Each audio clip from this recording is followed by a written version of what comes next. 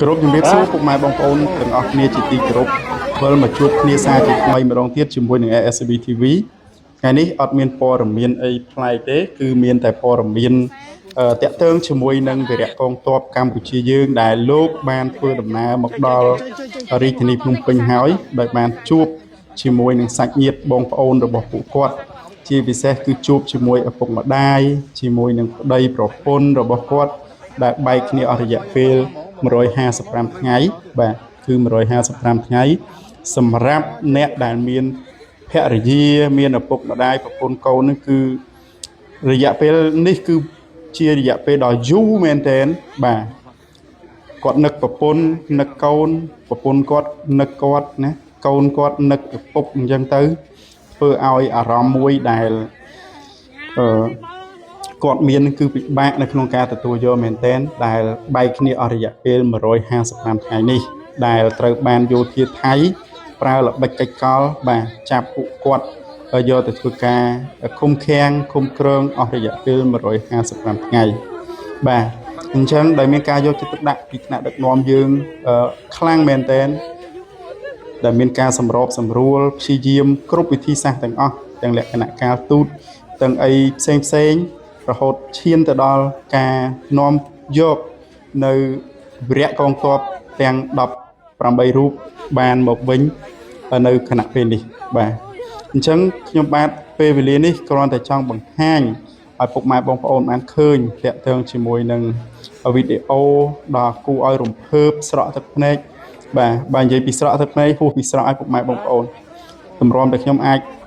កាន់ក្បាលមីក្រូអាននៅក៏ដូចជាធ្វើការអធិប្បាយ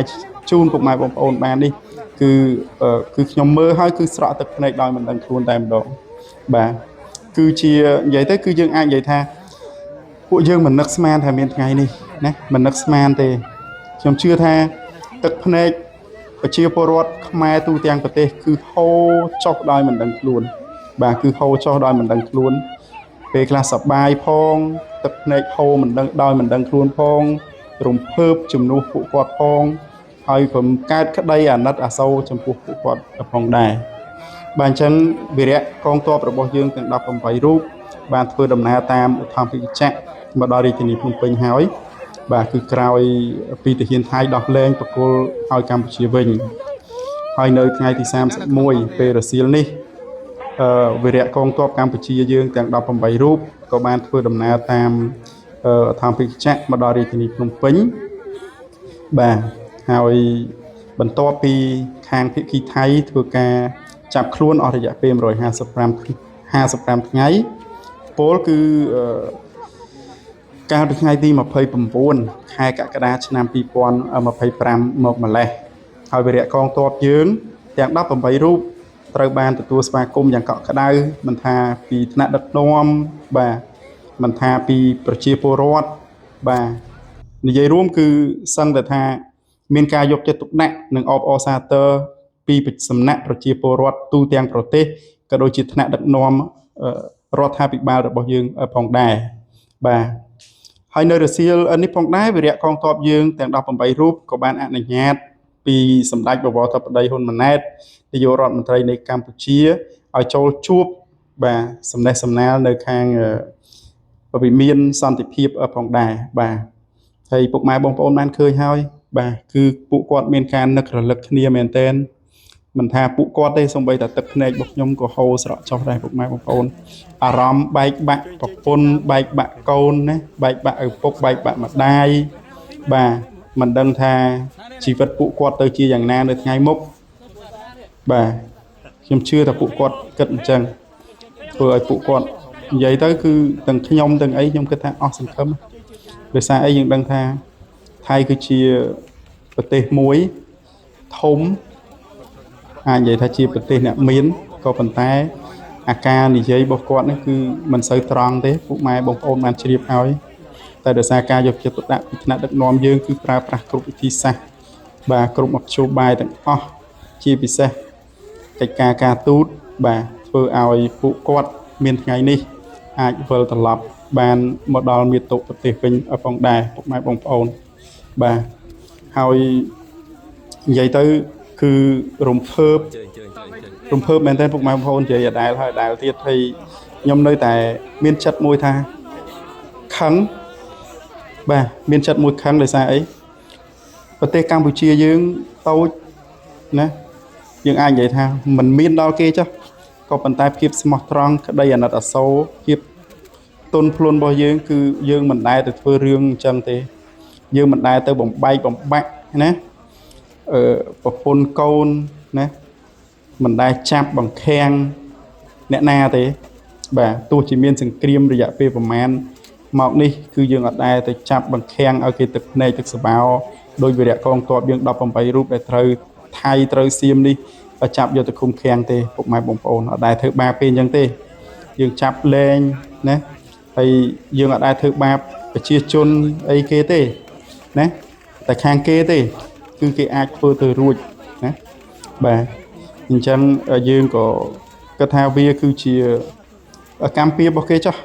យើងនិយាយរឿងកម្មរឿងពៀចុះថាកម្មពៀរបស់គេចុះគេធ្វើអីគេនឹងទទួលនៅពេលក្រោយហើយយើងក៏សូមអរគុណដល់ថ្នាក់ដឹកនាំផងដែរដែលលោកតែងតែខ្នះខ្នែងយកចិត្តទុកដាក់តាក់ទងជាមួយនឹងការងារនេះផងដែរលោកមិនដែលភ្លេចទេពីវីរៈជនទាំង18រូបនេះបាទលោកនៅតែរកគ្រប់វិធីសាស្ត្រក៏ដូចជារកគ្រប់មធ្យោបាយទាំងអស់ដើម្បីសម្របសម្រួលជាមួយភាគីថៃឲ្យមានការប្រគល់នៅវីរៈកងទ័ពទាំង18រូបនេះមកបានវិលមកមាតុប្រទេសដើម្បីធ្វើការជួបជុំជាមួយនឹងក្រុមគ្រួសាររបស់ពួកគេវិញផងដែរបាទតើតើជាមួយនឹងវីដេអូក៏ដូចជាខ្លឹមសារនេះខ្ញុំបាទសូមបញ្ចប់អរគុណពុកម៉ែបងប្អូនទាំងអស់គ្នា